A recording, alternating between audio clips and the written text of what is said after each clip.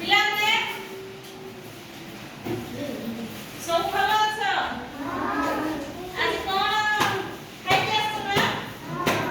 ଆଜି ଆମେ କଣ ଶିଖିବା? ମୁଁ ପିକ୍ଚର ଛବି ଦେଖେଇବି। ଛବି ଦେଖ। ଛବି ଦେଖ। ଏପୁଲ ଅଛି, ସେଓ ଆଉ କଣ? କଦଳୀ ଅଛି। ତମେ ଖାଇଛ କି କଦଳୀ?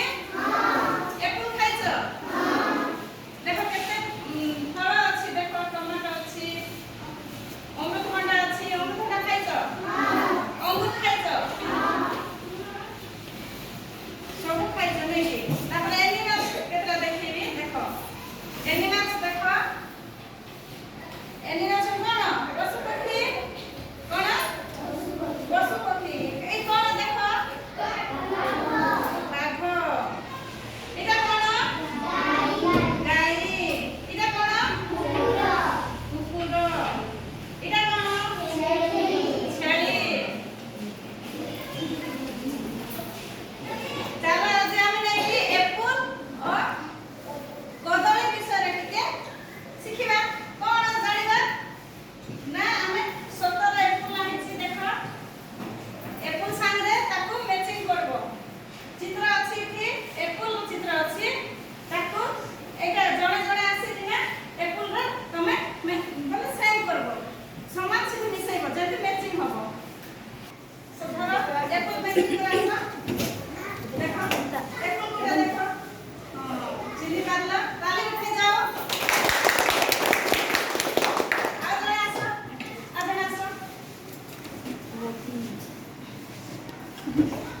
ଧର ଏପୁଲ ଏଇ ଛବିଟା ଦେଖ। ଏପୁଲ କୋଉଠି ଅଛି ଦେଖ? ଜାଣିଛ ନାଇକି? ତାଲି ଉଠେଇ ଆସ। ତମେ ଆସ।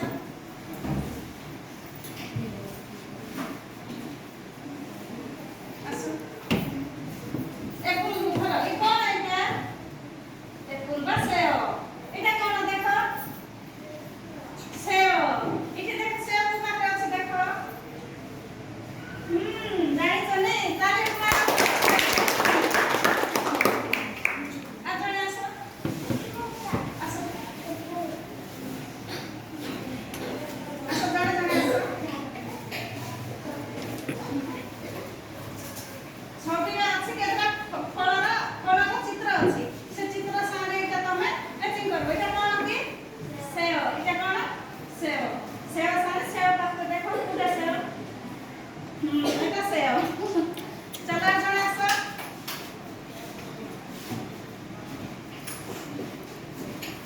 ଦେଖ ଏଇଟା ହେଲା ସେଓ। ଛବିରେ